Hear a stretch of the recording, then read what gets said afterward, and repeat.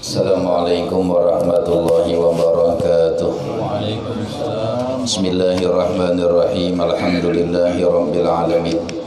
Allahumma salli wa sallim wa barik ala sayyidina wa habibina wa syafi'ina wa maulana Muhammadin wa ala alihi wa sahbihi wa barik wa sallim ajma'in, amma ba'd.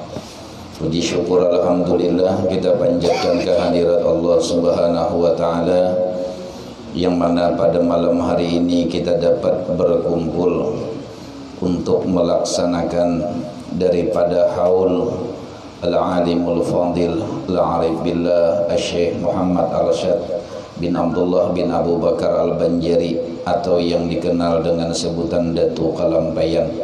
Mudah-mudahan berkat kita mahauli beliau, Allah mencurahkan rahmat bagi kita semuanya, dan mudah-mudahan segala hajat kita, baik hajat dunia terlebih hajat akhirat, diijabah oleh Allah Subhanahu wa taala.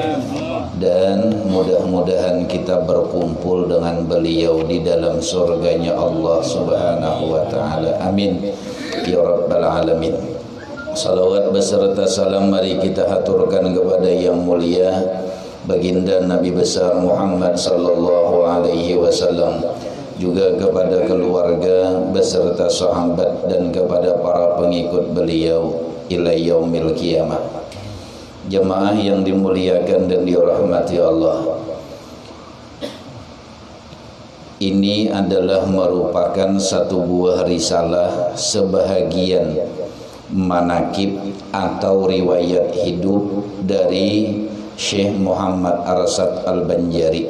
Mudah-mudahan Allah Subhanahu wa taala menurunkan rahmat dan mengampuni serta meridai bagi beliau dan bagi orang-orang yang membaca manakib dan mendengarkan akan risalah manakib ini. Amin ya rabbal alamin.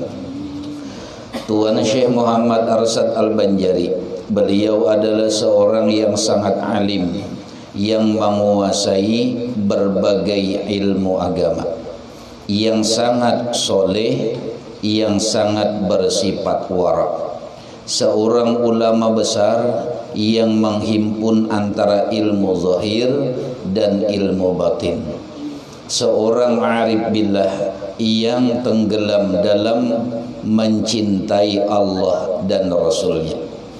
Seorang ulama yang sangat dimasyhurkan Allah di masanya dan di daerahnya. Murid Tuan Syekh Muhammad Saman Al-Madani radhiyallahu anhu. Jadi Tuan Syekh Muhammad Arsyad al-Banjari ini, beliau adalah orang yang sangat menguasai ilmu agama. Beliau sangat soleh, kemudian sangat wara' lagi, dan beliau ulama besar yang menghimpun antara ilmu zahir dan ilmu batin. Ini penting kita miliki dalam kehidupan, karena ilmu zahir dan ilmu batin kadangkala dipisah. Biar bagaimanapun orang syariat kuat tapi batinnya rusak, tidak akan pernah menjadi nilai, atau istilah katanya menjadi sia-sia. Sembahyang rajin, puasa rajin, ibadah rajin, syariat dijalankan, tapi batinnya rusak. Ini yang sangat menghancurkan. Makanya Syekh Abdul Qadir Al-Jailani, beliau pernah berkata, aku lebih memuliakan kepada orang beradab daripada orang berilmu. Artinya, berapa banyak orang yang berilmu tapi kada beradab.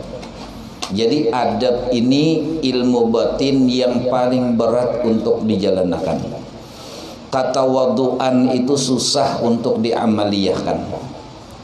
Guru-guru kita banyak menceritakan tentang ketawaduan, tetapi yang jadi masalah, guru itu sudah bersifat tawadu atau belum. Nah, jadi oleh karena itu penyakit batin ini sangat berbahaya. Kalau orang kena penyakit zahir, akibatnya cuman dunia. Tapi kalau orang karena penyakit batin, maka berakibat di dunia dan celaka dalam negeri akhirat. Dua-duanya kena. Kalau orang berisi penyakit zahir, niscaya orang tuh ujung-ujungnya paling mati, selesai dah. Karena corona mati, bila mati kuburakan orang dan yakin kada bakalan hidup lagi. Itu pasti. Itu aja, karena corona mati, penyakit zahir. Tapi kalau penyakit batin, dari dunia berimbas sampai ke negeri akhirat. Dunia dimusuhi orang, dunia dikucilkan orang, ke negeri akhirat dia akan masuk ke dalam neraka jahanam. Na'udzubillah. Nah, jadi oleh karena itu lebih baik menakuti penyakit batin daripada menakuti penyakit zahir. Kita sibuk mencari dokter spesialis karena kita memiliki penyakit. Mendengar satu dokter nih ahli, datangi. Ada kabar lagi sana bisa mengobati, datangi.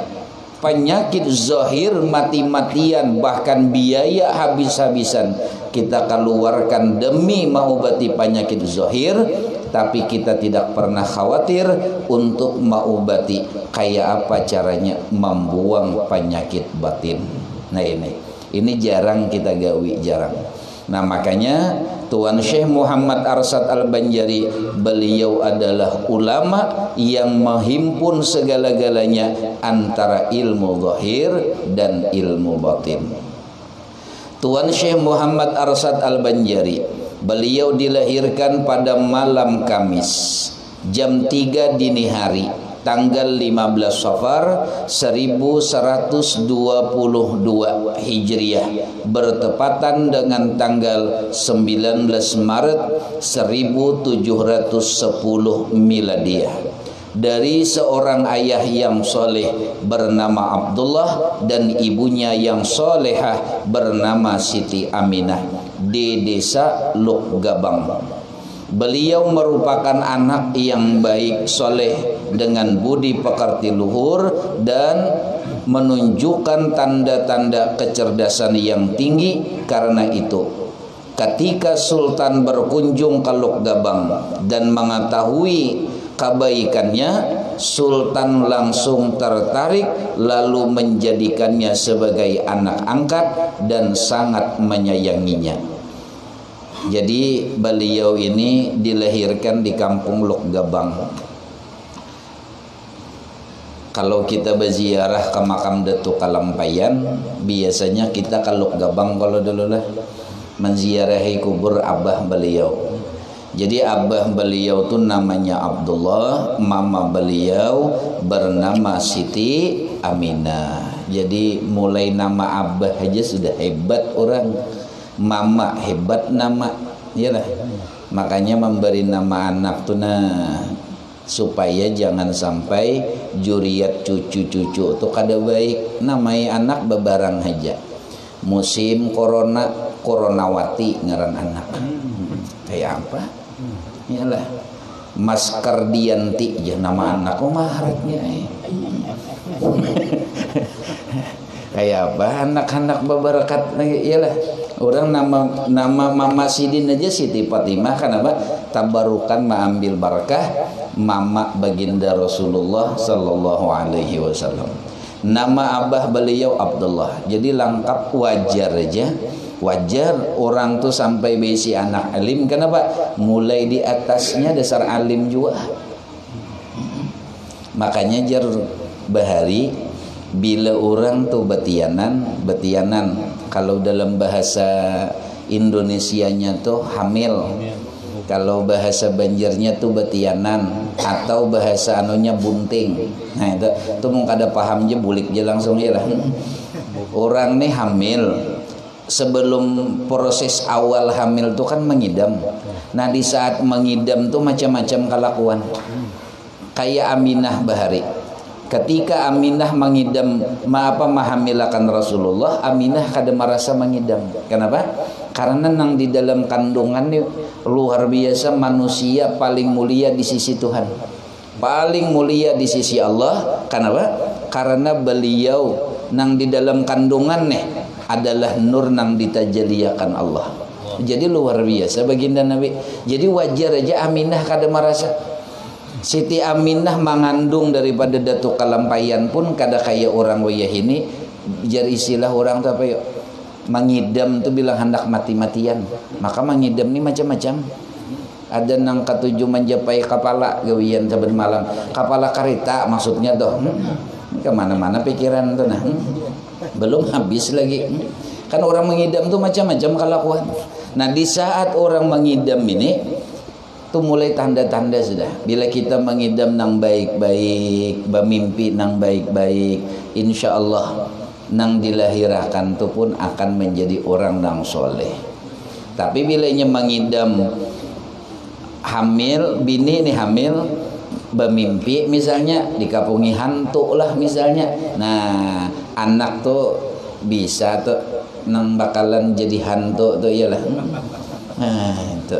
Jadi luar biasa itu baginda Rasulullah ini luar biasa. Jadi ketika beliau di Datuk Kalampayan ini, ketika beliau dalam kandungan luar biasa sudah. Jadi beliau dilahirkan di kampung yang bernama Lukgabang. Dan beliau mulai kekanak sudah menimbulkan tanda-tanda yang sangat luar biasa.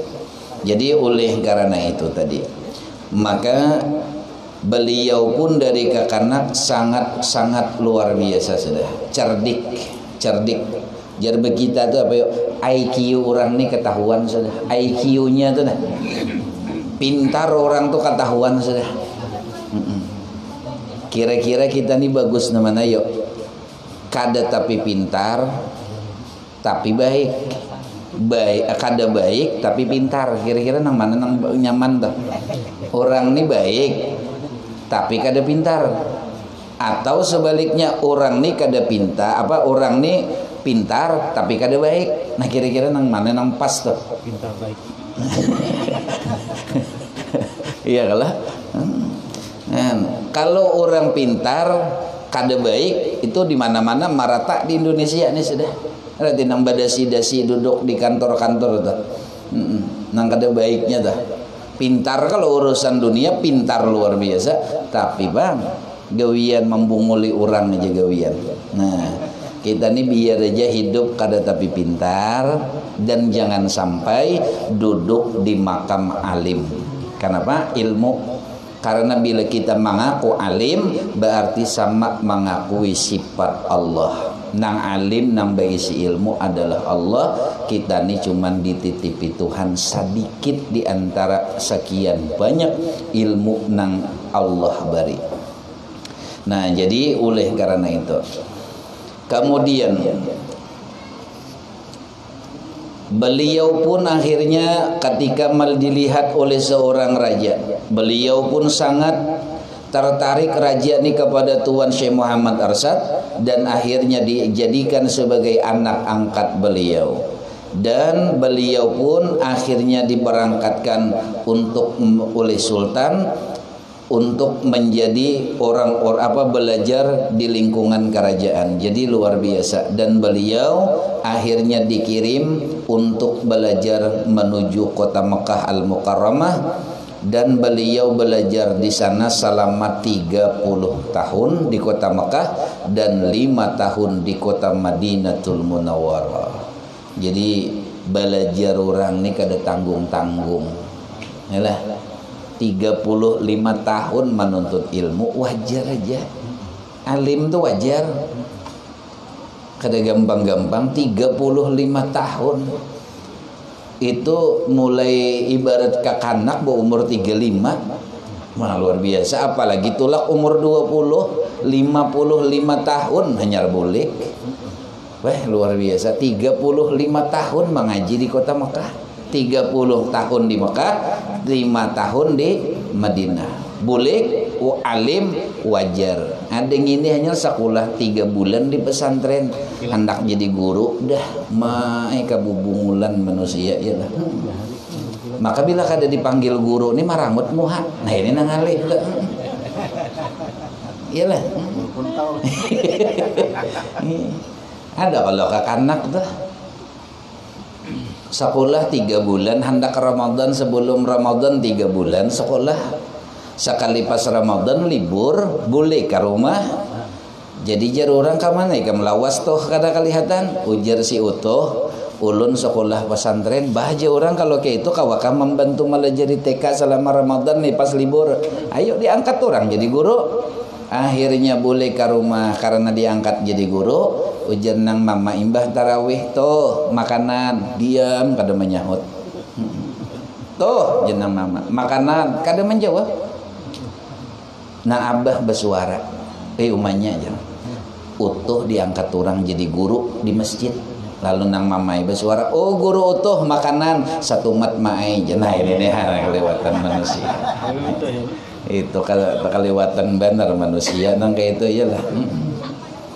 Nah jadi 5 tahun di kota Madinah. Guru ternama beliau selama di tanah suci antara lain adalah Syekh Athaillah bin Ahmad Al-Masri. Ini luar biasa ulama nang bermukim di kota Mekah. Dan di antara guru beliau nang paling terkenal dan menjadikan beliau sebagai khalifah yaitu adalah Tuan Syekh As-Sayyid Muhammad bin Abdul Karim Al-Qadiri Al-Hasani As-Samman Al-Madani. Beliau seorang ahlu tasawuf yang ada di kota Madinatul Munawwarah. Luar biasa.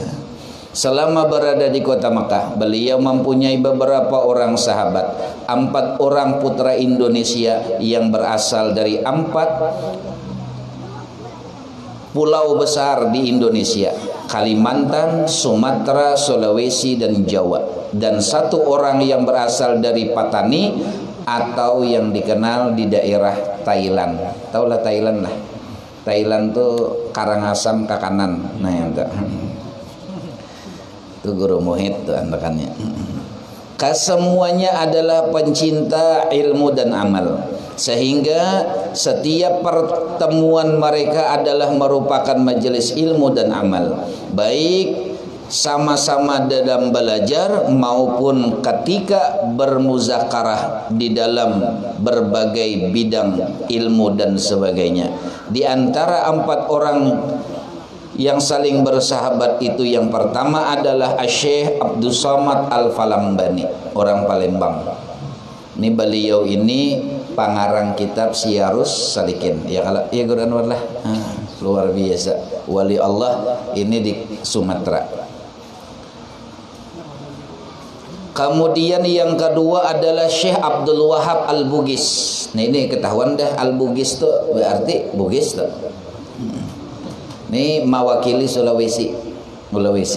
Kemudian Syekh Abdurrahman Al-Masri Al-Bantawi, orang Banten.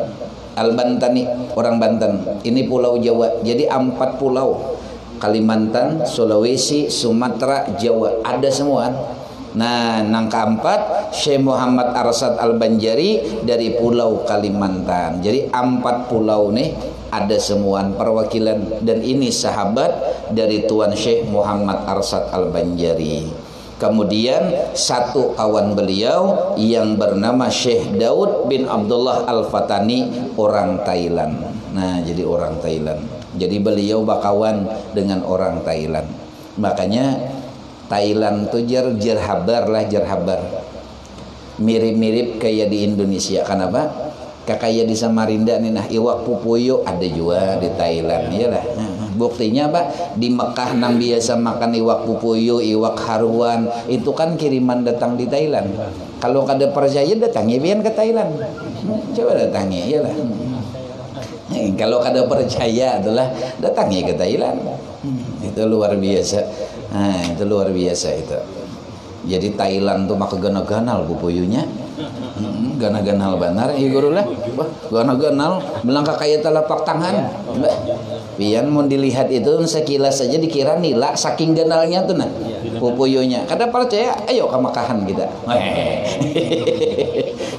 Kan itu mun kita makanan menu orang Banjar tuh mesti ada iwak pupuyu. mesti ada di Mekah. Nah, itu di mana? Kada mungkin di Mekah itu ada orang maunjun puboyo ke mana aja hendak banjur. Ada mungkin. Nah, itu hebatnya tuh nah. Jadi datang di Thailand, iwak patin datang di Thailand. Ganal patinnya pulang kan. Kita masuk bibiniannya gen bunga-bunga sehari. Putih-putih pulang. Nah, itu. Jadi itu kita sedikit lagi. Kemudian nah, ini tinggal membalik aja lagi nih, anak habis sudah. Kita mengambil berkatnya ya, mengisahkan tentang kawalian beliau. Nah, kemudian Tuan Syekh Muhammad Arsad Al-Banjari, beliau ini meninggal dunia pada tanggal 6 Syawal. Jadi setiap tanggal 6 Syawal atau 6 hari setelah Lebaran Idul Fitri, kita biasanya haul daripada Datu Kalampayan. Tapi karena wabah corona melanda dunia, akhirnya kita kadakawa. Jadi kita seala kadarnya aja memperingati haul beliau. Mudah-mudahan berkat haul kita malam hari ini Allah mencurahkan rahmat bagi kita barakaan. Dan mudah-mudahan tahun belakang kita semuanya bisa hadir ke Kalampayan untuk menghadiri acara haul beliau. Amin. Allahumma amin ya rabbal alamin. Demikian sekedar sedikit mengisahkan kawalian manakib daripada Tuan Syekh Muhammad Arsad Al-Banjari. Mudah-mudahan kita baratan panjang umur, sehat walafiat, dan bisa bertemu dengan bulan Ramadan di tahun yang akan datang, dan kembali bertemu dengan Idul Fitri dalam keadaan sehat walafiat. Amin. Allahumma amin ya rabbal alamin. Demikian yang dapat disampaikan, mudah-mudahan ada barakah dan manfaatnya, dan kita berdoa memohon kepada Allah mudah-mudahan majelis kita khusus di Samarinda, Pulau Kalimantan dan Indonesia bisa kembali normal seperti semula lagi secepatnya. Mudah-mudahan corona bulik sudah ke kampungnya sana, iyalah. Nah, jangan lagi singgah ke Indonesia mudah-mudahan. Jadi kita merindukan suasana majelis yang begitu nyaman, ialah begitu luar biasa. Mudah-mudahan corona cepat hilang, majelis kita aktif kembali, masjid mudah-mudahan cepat makmur lagi. Amin. Allahumma amin ya rabbal alamin. Demikian yang dapat disampaikan, mudah-mudahan ada barakah dan manfaatnya. Banyak-banyak minta ampun, minta maaf, minta halal, minta ridho dunia dan akhirat. Sekali lagi mumpung bertemuan, bagi yang belum bertemuan, selamat Idul Fitri minal aidin wal faizin, mohon maaf lahir dan batin. Dan bagi orang Jawa, selamat hari lebaran ketupat. Nah, gitu. Kira-kira tuh orang Jawa kan biasanya ada lebaran ketupatnya tuh.